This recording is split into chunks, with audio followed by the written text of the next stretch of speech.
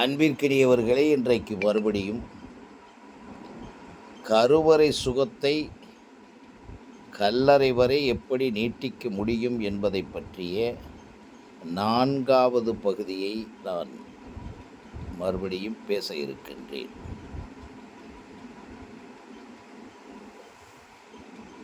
கருவறை சுகம் கருவறை சுகம் என்று நான் ஏன் சொல்லிக்கொண்டே இருக்கிறேன் என்றால், கருவறையிலிருந்து வெளியே வருவதற்கு முன்னால் ஒரு குழந்தைக்குள்ளே எவ்வளவு பொட்டன்ஷியல், ஆற்றல்கள், அறிவினுடைய பிணைப்போடும் இணைப்போடும் இருக்கிறது. இதை நீங்கள் கொஞ்சம் சயின்டிஃபிக்காக புரியணும். இப்போ எல்லாருக்கும் என்ன சொல்கிறாங்கன்னா, ஒரு குழந்தைக்குள்ள கருவறையில் இருக்கும்போதே அவர்கள் பிளெயின் ஸ்லேட் அல்ல என்பதை இப்போ புரிய தொடங்கியிருக்கீங்க. என்ன பிளெயின் ஸ்லேட் அல்லன்னா, அவங்க வெறும் உடலின் உறுப்புகளோடு, வெளி உறுப்புகளோடு, உள்ளுறுப்புகளோடு, பொறிகளோடு, புலன்களோடு மட்டும் வருவதில்லை.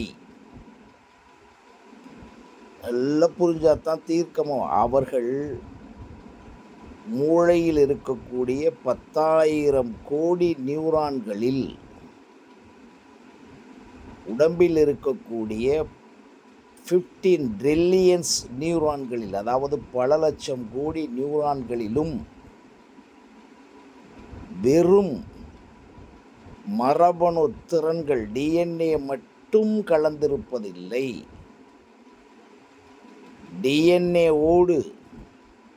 டிஎன்ஏ என்பது, மரபணு திறன்கள் என்பது அந்த குழந்தைக்கு அவர்களுடைய முதல் தலைமுறை அல்லது 2வது தலைமுறை, 5வது தலைமுறை என்றெல்லாம் கலைந்து பல ஆயிரக்கணக்கான தலைமுறைகளில் இருந்து கூட வந்திருக்கிறது என்பதுதான் இன்றைக்கு அறிவியல். இதை எளிமையாக புரிந்து கொள்ளலாம். திருவள்ளுவனுக்கு எப்படி 1330 குறட்பாக்களை எழுதும்போது எங்கிருந்து வந்தது? பள்ளிக்கூடத்திற்கே செல்லக்கூடிய ஒரு இடமோ, பள்ளிக்கூடமோ, பல்கலைக்கழகமோ, ஆய்வுக்கூடமோ இல்லாத ஒரு நாளில் 2000 சொச்சம் வருஷங்களுக்கு முன்னாலே இவ்வளவு வந்திருக்கு. எப்போ? 2000 வருடத்திற்கு பின்னாலும் அந்த திருக்குறளை உட்கார்ந்து கொண்டு உலகமே ஃபாலோ பண்ணக்கூடிய அத்தனை ரகசியங்களும் இருக்கு. ரொம்ப பேச வேணாம். மருந்து என்ற ஒரு அதிகாரத்தில் இருக்கக்கூடிய மருந்தன வேண்டாவாம் யாக்கைக்கு அருந்தியது அற்றது போற்றி உணின்று, அந்த ஒன்று எடுத்துங்க. ஒட்டுமொத்த மருத்துவ உலகமே அழிச்சு போடலாம். இவங்க சொல்லக்கூடிய இன்டர்பிரட்டட் மெடிக்கல் வெர்ஷன் பூரா பொய். எப்போ இருந்து இதை செய்யணும்? அதான் கருவறை. குழந்தையிலிருந்தே மருந்தன வேண்டாவாம் யாக்கைக்கு என்று அந்த குழந்தைகளுக்கு நான் ஏற்கனவே கூறியிருக்கிறேன், ஃபுட் மேனேஜ்மெண்ட் படி உணவை கொடுத்தால், அதுக்கு பெரிய பயிற்சியெல்லாம் எடுக்க வேணாம். அந்த குழந்தைக்கு நன்றாக பசித்ததா என்பதை கேட்டு, பசிக்கிறது, நான் பசிக்கிறதே என்று சொல்ல வைத்து, அந்த பசிக்கு தக்கபடி உணவை கொடுத்து போதும் என்று சொல்கிற அளவு கொடுக்கணும். நீங்கள் பர்பஸாக உள்ள அமுக்கக்கூடாது. அதை ஆக்டிவிட்டீஸிலே கொண்டாந்துடலாம். உணவு கொடுக்க ஒரு குறிப்பிட்ட காலத்துக்கு பிறகு எனக்கு பசிக்குதுப்பா அப்படின்னு சொல்லி ஆரம்பிச்சிருக்கேன். இதை நான் ஏன் சொல்லுகிறேன் என்றால், கருவறை சுகம் அதுதான். ஏனென்றால் இந்த டிஎன்ஏ உள்ள இருக்கக்கூடிய அத்தனை ரகசியங்களையும் வள்ளுவன் எந்த யூனிவர்சிட்டியில் படித்தான்னு கேட்டீங்கன்னா கிளியராக தெரியும். 1000 தடவை சொல்லியிருக்கேன் நான். ஆக டிஎன்ஏக்களோடு மட்டும் குழந்தைகள் வருவதில்லை. அது இன்றைக்கி பெரிய அளவுக்கு போயிடுச்சு. நான் போன எபிசோடில் கூட பேசிட்டேன். ஒரு குழந்தைக்கு குறைந்தது பல ஆயிரக்கணக்கான டிஎன்ஏக்கள் இருக்கின்றன என்பதை நீங்கள் அறிவியல் பூர்வமாக முதலிலே கேட்டுக்கொள்ளுங்கள். அந்த டிஎன்ஏக்களை எப்படி நாம் அவர்களிடமிருந்து எடுப்பது என்பதை புரிந்து கொள்ளுங்கள். பல ஆயிரக்கணக்கான முன்னோர்களிடம் வந்தது. நமக்கு தெரிந்து 2000 வருஷம், நமக்கு தெரிஞ்சது 2000 வருஷம், நமக்கு தெரிஞ்சது 10,000 வருஷம். அதுக்கு முன்னாலே வரலாற்றுக்குள் போக முடியாத, இன்றைக்கு கீழடியில் தோண்டி எடுப்பது போல மனிதனுக்குள் இருந்த நாகரிகங்கள் இன்னும் நீங்கள் எளிமையாக தெரிஞ்சுக்கலாம். 64 கலைகளை நாமுடைய தமிழனுக்குள்ள இருந்தால் வந்துச்சு. காமனாக சொல்லலை, நேரடி உண்மை. இந்த தமிழனுக்குள்ளே முந்தி வந்து வந்து வந்து வந்து யாருக்குள்ளேருந்து வந்திருக்கணும்? ரைட், ஏதாவது ஒருவரிடமிருந்து வந்திருக்கு. அப்படி வச்சுங்க. அது தமிழன் என்ற பெயரை வைத்து கொண்டு வண்டி ஓட்டக்கூடாது. மனிதனுக்குள்ள, அவ்வளவுதான். சரி, அந்த மனிதனுக்குள்ள இருந்த வந்ததோடு என்ன சேர்ந்துருச்சு குழந்தைக்கு? நீங்கள் டிஎன்ஏலேருந்து தான் சார் டிஃப்ரெண்ட்டு. இது டிஎன்ஏ என்ற ஒரு விஷயத்தில் தான் இவர் இளையராஜா மாதிரி வரணும், இவர் கமலஹாசன் மாதிரி வரணும், இவர் ஐன்ஸ்டீன் மாதிரி வரணும், இவர் அப்துல் கலாம் மாதிரி வரணும், இவர் இறையன்பு மாதிரி வரணும்னு பிரிச்சிருப்பீங்க. ஆனால் உங்களுடைய ஒவ்வொரு செல்லுக்குள்ளேயும் நான் ஏன் இதை திருப்பி திருப்பி சொல்லுகிறேன்னா, இந்த விஷயத்தை யாருமே எடுக்கிறதில்ல. என்ன எடுக்கல? டிஎன்ஏ தான் டிஃப்ரெண்ட். பட் அன்பும் உண்மையும் என்ற அதி நுண் மென் மின் அதிர்வலை உள்ள ஒரு சூப்பர் கான்சியஸ்னஸ். நீங்கள் சாதாரணமாக இந்த துரியாதீத நிலைக்கு போய் சூப்பர் கான்சியஸ்னஸ், ஸ்டில் மைண்டுக்கு போயிட்டு சூப்பர் கான்சியஸ்னஸ், ஆத்மாவிற்குள் போய் சூப்பர் கான்சியஸ்னஸ், அதெல்லாம் ஒரு பகுதிங்க. ஆனால் இருக்கிறதுலே அன்போடும் உண்மையோடும் இருக்கிறீங்கல்ல, அதுதான் உங்கள் உணர்வுலே நம்பர் 1 உணர்வு. அதோடு பிறந்த நாம் அந்த கம்பேரிசனை போட்ட உடனே டிஸ்லொகேட் ஆயிடும். இது எதுக்கு நான் சொல்கிறேன்னா, அந்த நிலையில் வரக்கூடிய ஒரு குழந்தைய வளர்க்க வேண்டியவங்க யாருன்னா பெற்றோர்கள், ஆசிரியர்கள். பள்ளிக்கூடங்களெல்லாம் இன்றைக்கு எப்படி ஆயிடுச்சுன்னா, அது அந்த கமர்ஷியல் அதெல்லாம் சொல்ல விரும்பல. ஒரு நாளைக்கு குழந்தைக்கு இருக்கக்கூடிய 24 மணி நேரத்தில் பள்ளிக்கு வந்து திரும்புறது வரைக்கும் சுமார் 8 to 4ன்னு வச்சுங்க. எல்கேஜி யூகேஜிக்கு கொஞ்சம் ஏர்லியராக வச்சிடலாம். குறைந்தது 6 மணி நேரம், மேக்சிமம் போனால் 8 மணி நேரம். 10th படிக்கிறாங்க, 11th படிக்கிறாங்கன்னா இன்னும் கூட. நான் சொல்கிறது ஸ்கூலுக்கு கிளம்பி போகிறதுலேருந்து திரும்பி ஒரு 7-8 மணி நேரமும் ஒவ்வொரு குழந்தையும் அவர்களாக இருக்க விடாத ஒரு மாபெரும் கல்வித்துறை என்ற பெயரில், கல்வி என்ற பெயரில் மாபெரும் ஒரு அடைப்பு வைக்கப்பட்டிருக்கிறது. அதை நீங்கள் கோபமாக சொன்னால் அது சிறைக்குள் வச்சுருக்குன்னு சொல்லலாம். வேகமாக சொன்னால் அவர்களை அப்படியே அடக்கி வச்சுருக்குன்னு சொல்லலாம். இன்னும் அதிகமாக போனால் அது ஒரு மாபெரும் அவர்களுடைய அறிவையும் ஆற்றலையும் சிந்தனையையும் உணர்வுகளையும் சிதைக்கக்கூடிய ஒரு மாபெரும் கொலை குற்றம்னு சொல்லலாம். நிச்சயமாக அப்படி இருந்தால் நீங்கள் உருவாக்கியிருக்கணும் எல்லாத்தையும். ஒரே பள்ளிக்கூடத்தில் தமிழ்நாட்டில் இருக்கக்கூடிய ஒட்டுமொத்த பள்ளிக்கூடத்திலும் வாங்காததை ஒரு அரசு பள்ளி குழந்தை வாங்கிப்படுது. அரசு ஆசிரியர்கள் சொல்லி கொடுக்குறாங்களா இல்லையான்னு சொல்ல, அந்த இடத்துல நீங்கள் தெளிவாக இருக்கணும். அரசு ஆசிரியர்கள் சொல்லி கொடுக்குறாங்களா, சிபிஎஸ்சி சொல்லி கொடுக்குறாங்கன்ற விஷயமே இல்லை. அந்த குழந்தைக்குள்ளே இருக்கக்கூடிய உள்வாங்கும் திறனில் இருக்கக்கூடிய, மரபணு திறனில் இருக்கக்கூடிய அறிவும் ஆற்றலும் பிணைந்துள்ள ஒரு உள்வாங்குதல் பவர் தான் அதை உருவாக்குச்சு. ஒரே டீச்சர் தான் நடத்திக்கிட்டு இருக்காங்க, ஒரே பாடத்தை தான் நடத்திக்கிட்டு இருக்காங்க. அப்புறம் எப்படி நடந்தது? இது எப்படி நடந்தது? இப்போ நீங்கள் வந்து மொத்தமாக 800 பிள்ளைங்க 1000 பிள்ளைங்களை எழுத வைக்கிறீங்களே ஸ்கூலில், எல்லாத்தையும் வாங்க வைக்க வேணும் தானே, உங்கள் ஸ்கூல் தானே. ஆனால் நீங்கள் என்ன செய்து கொண்டிருக்கிறீர்கள் தெரியுமா? எதற்காக கல்வி என்ற ஒன்று தொடங்கப்பட்டதோ அதை விட்டுட்டு உங்களுடைய நிர்வாகம், உங்களுடைய பணப்போக்குவரத்து, உங்களுடைய அதில் மாட்டிக்கிட்டீங்க. எத்தனை பஸ்ஸை வச்சு எப்படி ஓட்டுவது, எவ்வளவு பணத்தை எப்படி பறித்து பகிர்ந்து சரிவது, அதுக்கு பிறகு டிஓ ஆஃபீஸு, சிஇஓ ஆஃபீஸு, கல்வித்துறை ஆஃபீஸு, சிலபஸ் குறித்தல். நல்லா சொல்கிறீங்க, 98% நிர்வாகங்கள் பூராம், மிகப்பெரிய கல்வி நிர்வாகங்கள் பூராம் இந்த நிர்வாகத்துக்கு தாங்க நடக்குது. ஏங்க அவன் பணம் கொடுத்தா தாங்க நீங்கள் கல்வியே நடத்த முடியும்னு சொல்கிறத பெற்றோர்கள் வந்து அறியாமையிலையும் தெரியாமையிலையும் புரியாமையிலையும் தாங்கள் படிக்க வைக்க முடியாது என்ற ஒரே எண்ணத்துக்கு தாங்க உங்களுடைய பெரிய பள்ளிக்கூடத்தில் சேர்த்து விட்றாங்க. நீங்கள் அங்கே கொண்டாந்து டிசிப்ளின் என்ற பெயரில் பற்ற சொல்லி அது மட்டும் கரெக்டாக பண்ணிடுவாங்க. ஆங்கிலம் சொல்லி கொடுக்குறோம் அதை மட்டும் சொல்லுவாங்க. அதான் பேச்சு வழக்கில் வந்துருமே.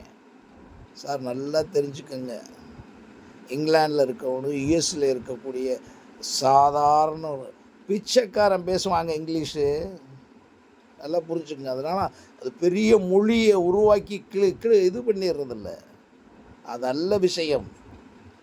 ஒரு குழந்தைய நம்பர் 1 ஆக்குறதுக்கு என்ன வச்சுருக்கீங்க, அதுக்கு உங்களுடைய கரஸ்பாண்டண்ட்டும் உங்கள் பிரின்சிபலும் எத்தனை மணி நேரம் சிந்திச்சிங்க? யாராச்சும் ஒருத்தனை மோட்டிவேட்டர்னு கூட்டிகிட்டு வந்து அவன் 1 மணி நேரம் கிளாஸ் எடுத்த உடனே நீங்கள் ஆஹா அவர் சொல்லிட்டு போயிட்டார், நல்லா யாருமே ஃபாலோ பண்ணுறதில்லைங்க. Consistency of communication and action continuously and consciously without compromise and comparison யாருமே பண்ணுறதில்லைங்க. அந்த ஒரு நாள் 1 மணி நேரம் அது இந்த கரஸ்பாண்டண்ட்டு பிரின்சிபல் கூப்பிட்ட மீட்டிங்க்கு அவங்க வந்து உட்காந்ததே ஒழிய மறுபடியும் அந்த மீட்டிங்கில் உட்காந்துருக்கும் போதே சிலபஸ் விடுதே, இன்றைக்கி 1 ஹவர் போயிருச்சே, 2 ஹவர் போயிருச்சே. கொடுமைங்க, உண்மையிலே கொடுமைங்க. இதனால தான் முடியுது. இன்னும் சொல்கிறது, இந்தியா இல்லைங்க, உலகத்திலேயே நம்பர் 1 டிஎன்ஏக்கள் உள்ள ஆற்றல் மிக்க, ரொம்ப ஈஸிங்க, 64 கலைகளுடைய ரகசியங்கள் புதிந்த ஒரு பூமி உருவாக்கிய பூமி இதுங்க. இன்றைக்கு இருக்கக்கூடிய கட்டடங்களை பாருங்கள், கோவில்களை பாருங்கள், ராஜராஜன் அமைத்து வச்ச விஷயத்தை பாருங்கள், மகாபலிபுரத்தை பாருங்கள், கீழடியை பாருங்கள், எப்படிங்க இது வந்திருக்கும்? அதை பூரா சிதைத்துடுறோம்ங்க. கோமலாம் இல்லை, கொடுமையாக இருக்குது. ஒவ்வொரு குழந்தையும் நான் பார்க்கும்போது ஒரு 10,000 கோடி மதிப்புள்ள குழந்தையாக இருக்கிறது என்று சிந்திக்கிறேன். ஏன் இப்படி ஆக்கிக்கிட்டு இருக்கீங்க? சிலபஸ் செலுத்துகிறோமா, சிலபஸ் சொல்லித்தரோம், பாடம் சொல்லித்தரணும், அதை அப்படியே வந்து ஒரு 5th ஸ்டாண்டர்ட் 7th ஸ்டாண்டர்ட் எந்த நேரம் விளையாட ஆசைப்பட்றாங்க. நான் சில நூற்றுக்கணக்கான குழந்தைகளோட இருந்து சொல்கிறேன். அவனை வந்து என்கிட்ட வர்றாங்க கிளாஸுக்கு, அப்படியே வரும்போதே அவங்களுக்கு அங்கே இருக்க செஸ் போர்டு இருக்கா, கேரம் போர்டு இருக்கா, அல்லது டேபிள் டென்னிஸ் இருக்கா, அல்லது வந்து கீபோர்டு இருக்கா, அல்லது பேசிக்கிட்டு இருக்கலாமா, அவங்க பேசிக்கிட்டு இருக்கவே ஆசைப்பட்றாங்க. அப்படின்னா என்ன சொல்கிறேன் அப்படின்னு சொன்னால், ஒவ்வொரு குழந்தையும் தனியாக இருக்கிறத நீங்கள் வந்து அவங்களுக்கு சுதந்திரமாக இருந்து சுயமாக இருந்து அவர்கள் சிந்திக்கவும் பேசவும் கூட அலோவ் பண்ண மாட்டேறீங்க. எத்தனை குழந்தைங்கள் அங்கே வீட்டில் இதில் கிளாஸில் உட்காந்து நீங்கள் வந்து இன்ட்ராக்ட் பண்ணியிருக்கீங்க? ஆசிரியர்களை சொல்லி நினைக்கிறேன், இன்ட்ராக்டே பண்ணுறது இல்லைங்க, பெற்றோர்கள் இன்ட்ராக்ட் பண்ணுறதில்ல. அப்புறம் இப்போ என்ன சொல்கிறாங்க, என்ன நடந்துச்சுன்னு நாங்கள் கேட்டேன். என்ன நடந்துச்சுன்னு கேட்குற விஷயம் இல்லை. நீங்கள் பெற்றோர்கள் 1000 மடங்கு ஆசிரியர்கள் காட்டும் அவர்களோடு உட்கார்ந்து பேசி சிந்திச்சு சிரித்து அப்படியே கன்வெர்ட் பண்ணி பாடத்துக்குள்ளே கொண்டு போகணும்.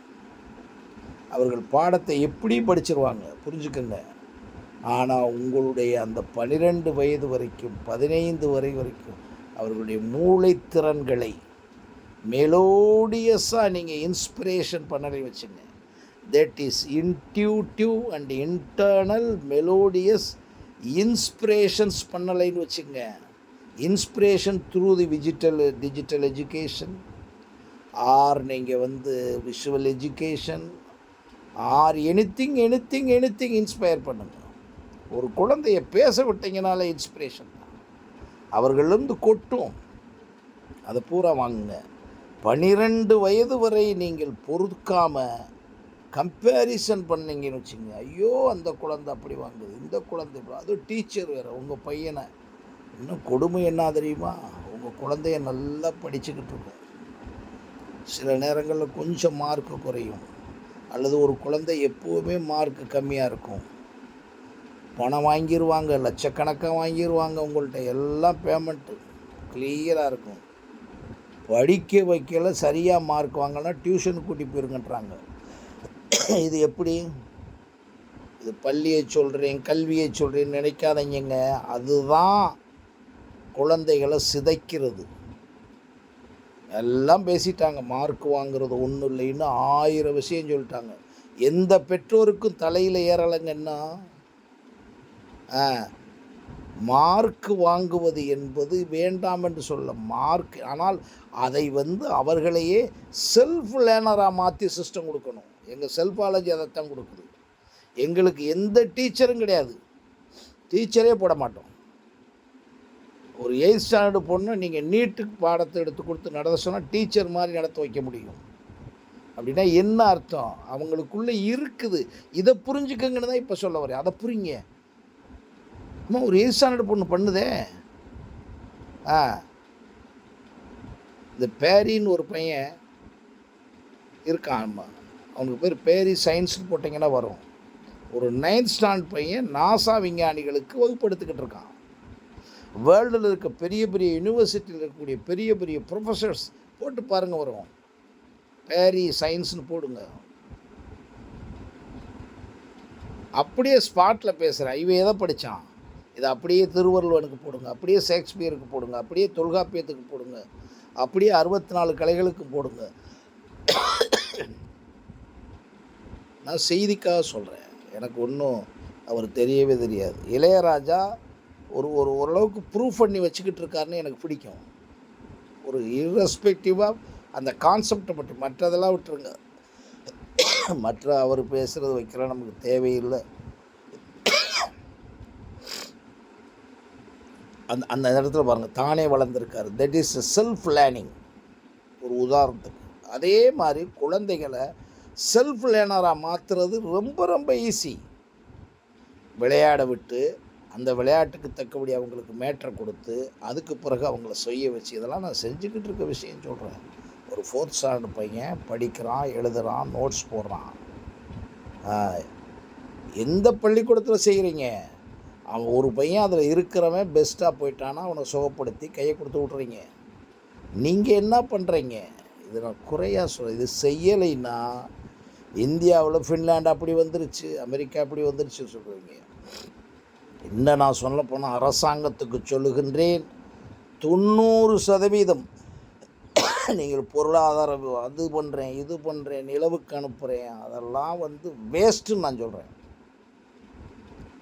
அத்தனை பொருளாதாரத்தையும் குழந்தைகளுக்காக, குறிப்பாக பள்ளி குழந்தைகளுக்காக மட்டுமே நீங்கள் 80% பிரைம் மினிஸ்டர் ஃபாலோ பண்ணணும், சீஃப் மினிஸ்டர் ஃபாலோ பண்ணணும், மந்திரிகள் கல்வித்துறையை மட்டும்தான் சரியாக பண்ணணும். அதை பண்ணுறதுக்கு முயற்சி பண்ணாமல் நான் ஏதோ சட்டசபையில் சொல்கிறேன், மக்கள் மன்றத்தில் சொல்கிறேன், நான் செய்து விடுவேன். சில பேர் இப்போ புதுசாக வரோம், நான் வந்தால் மாற்றி விடு. என்ன மாற்ற போகிறீங்க?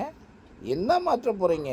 கவர்மெண்ட்டில் பணம் இருக்க விஷயத்தை வச்சுக்கிட்டு தான் உங்கள் எய்மே. என்னமோ கவர்மெண்ட் அதிகாரம் இல்லாத, நீ அதிகாரத்தை வச்சுருந்தாலும் அடிப்படை விஷயம் இதுங்க. அதிகாரமே வேணாம், ஒன்றுமே வேணாம், உங்கள் ஊரில் மட்டும் பண்ணுங்க. ஏனென்றால் ரொம்ப அமைதியாக சொல்கிறேன், நான் கொஞ்சம் பண்ணி பழகி பார்த்துட்டேன். எஸ், எங்களுடைய யூடியூப் சேனலுக்குள்ளே போங்க, ஜூனியர் ஐஏஎஸ் அகாடமி செமினார் ப்ராக்டிஸ்னு போட்டு பாருங்கள், junior IAS academy spoken English போட்டு பாருங்கள். தமிழ் தாய் வாழ்த்தை நாங்கள் எப்படி படிக்க வச்சுருக்கோம்னு சொல்லுங்கள். எங்களை சொல்லுகிறேன் நினைக்காதீர்கள், தயவு செய்து. நாங்கள் முயற்சி பண்ண சாதாரண நிலையிலிருந்து பண்ணதை சொன்னால், நீங்கள் அரசாங்கத்தை பிடித்து, அதுலேயும் நாங்கள் அரசாங்கம் வந்துட்டால் ஊழல் இல்லாமல் கொடுமையான விஷயம்ங்க. நீங்கள் அரசாங்கத்தையே நீங்கள் முதலமைச்சர் ஆனாலும் நீங்கள் அந்த 5 ஆண்டுகளில் ஒரு ஊழலையும் நீங்கள் நிறுத்த முடியாதுங்க. எந்த சட்டத்தை கொண்டாலும் நீங்கள் திக்க முடியாதுங்க. ஏனென்றால் இவர்களெல்லாம் தோய்ந்து போனவர்கள். அதில் ஒரு சில பேர் ஒரு 2% 3% தாங்க பாவம். சொல்லவும் முடியாமல் முழுங்கவும் முடியாமல் 54 டிபார்ட்மெண்ட்லேயும் அப்படி விரித்து ஆடிக்கிட்டு இருக்கு ஒவ்வொன்றா. இன்னமும் தமிழ்நாட்டுக்குள்ளே நுழைஞ்சு தமிழ்நாட்டை பிடிச்சி அப்படியே நாங்கள் உள்ளே இறங்கி நாங்கள் எங்களுடைய தர்மத்தை உருவாக்கி விடுவோம்னா முடியாதுங்க. ஏன்னா ஒவ்வொருத்தனும் ஊழல் பெருச்சாளிகளாக வாழ்ந்துக்கிட்டு இருக்கான். ஏங்க, ஒரு ஜஸ்டிஸ் வீட்டில் போய் பல 100 கோடி ரூபாய்களை எடுக்கிறதுனா என்னங்க அது? இது என்னங்க ரகசியம்? ஒரு ரகசியம் எல்லாம் அதனால தான் சொல்கிறேன், நீங்கள் கருவறை சுகத்தில் இருக்கக்கூடிய குழந்தைகளை மாற்றுவதற்காக 90% தினந்தோறும் அமைச்சரவை பேசணும். நான் சொல்கிறேன், தினந்தோறும் அமைச்சரவை இதற்காக பேசணும்.